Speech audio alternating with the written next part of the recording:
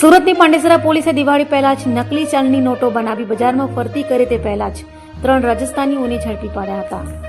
Surat police commissioner દ્વારા દિવાળી તહેવારને લઈ મોટા પાયે બજારોમાં લોકો ખરીદી કરતા હોય ત્યારે દેશના અર્થતંત્રને ખોખલું કરવા કોઈ ડુપ્લિકેટ ભારતીય ચલણી નોટો બજારમાં ન ફેરવે તે અંગે સૂચના અપાઈ હોય, જેને લઈ પાંડેસરા પોલીસની ટીમ પીઆઈ એચએમ ગઢવી તથા જેસી જાદવ અને એસજી ચાવડાના માર્ગદર્શન હેઠળ પેટ્રોલિંગમાં હતી. ત્યારે અનાર્મ હેડ કોન્સ્ટેબલ શૈલેષ સેમા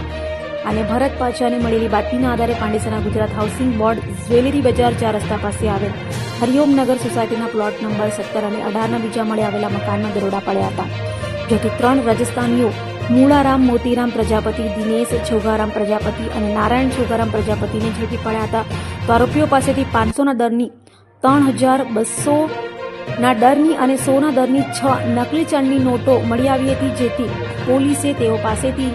નકલી નોટો સાથે મોબાઈલ ફોન, પ્રિન્ટર, કાગળ, રીમ, સ્કેલ સહિત 40,000ની મત્તા કબજે કરી ત્રણેય વિરુદ્ધ કાયદેસરની કાર્યવાહી હાથ ધરી હતી.